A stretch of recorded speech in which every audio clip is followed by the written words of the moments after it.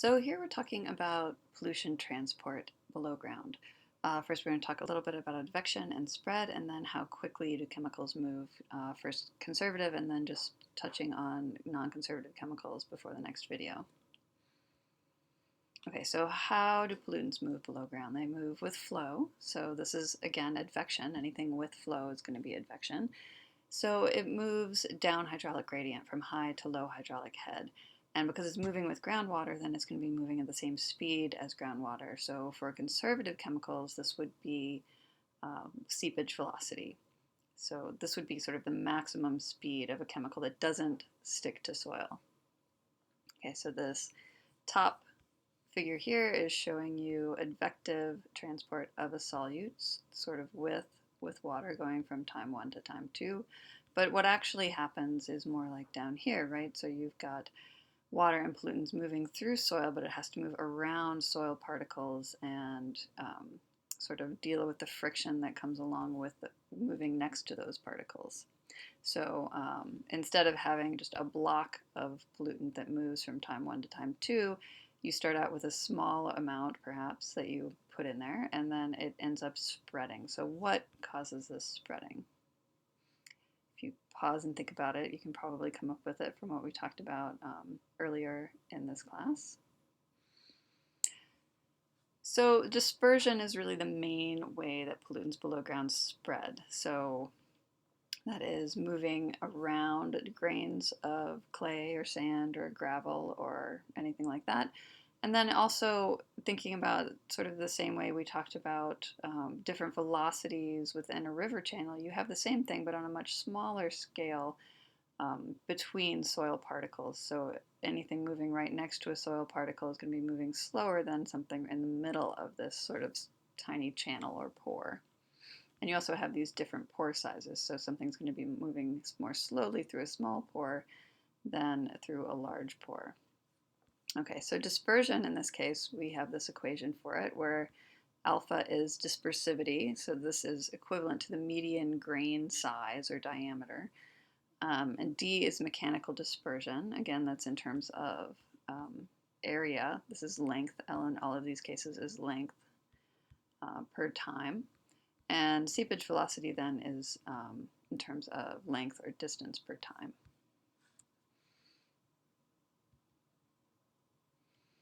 Okay, so we can also use what we know about the spread of a chemical. So we can figure out where 95% of that chemical is.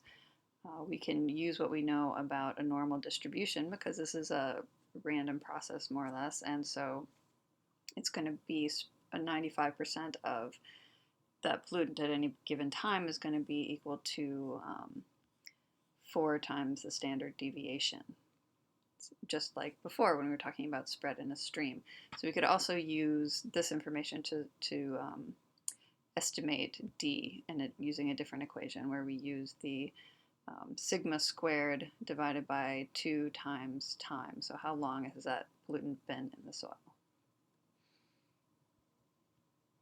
So right, we can use this information to estimate D, or we can use D to estimate the extent of the pollutant spread, which might be a little bit more useful in below ground situations. It's one of those things that's harder to figure out where is 95% of the pollutant in soil than it is above ground in surface water.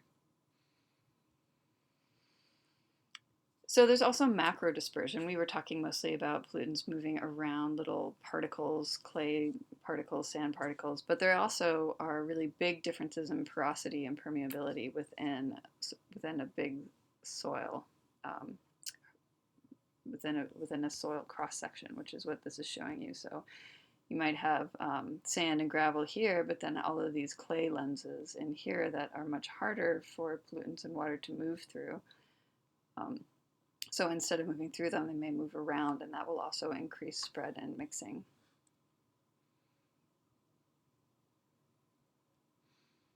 Molecular diffusion, on the other hand, not very important in this case.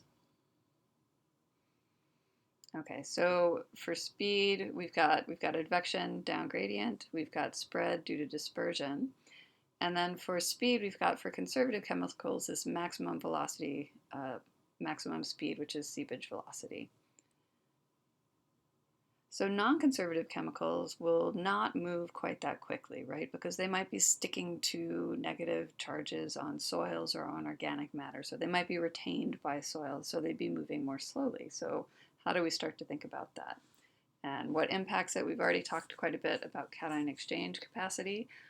Sorption is all we're going to really talk about here. This is contaminants pretty much sticking to negatively charged organic matter or clay particles.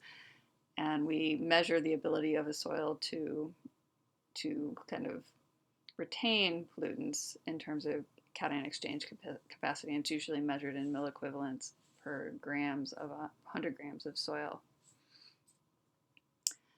where 1 equivalent is the amount of a chemical that's needed to transfer 1 mole of electronic charge off of a soil or out of a soil. So how do we figure that out? We usually go into a lab and we have our mineral soil and we run a really salty solution.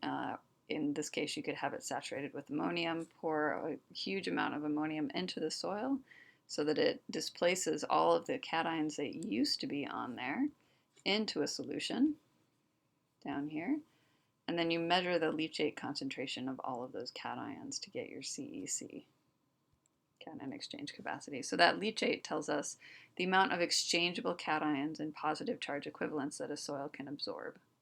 And it's an indicator of a soil's quality and ability to retain not only nutrients but also pollutants. Okay, so sorption in general is a function of cation exchange capacity, so that the higher the cation exchange capacity, the higher the sorption, the higher the retention of a pollutant. Again, you can look over here and kind of see which things have high CECs and which ones have low. So then, to allow for non-conservative chemical movement, and how fast is that happening, we need to reduce seepage velocity to account for sorption. So to do this, we divide seepage velocity by a retardation coefficient, R, where R is unitless. So I just want to introduce that idea here, and then the next video we'll talk a little bit more about how exactly that happens. All right, so that's it for now.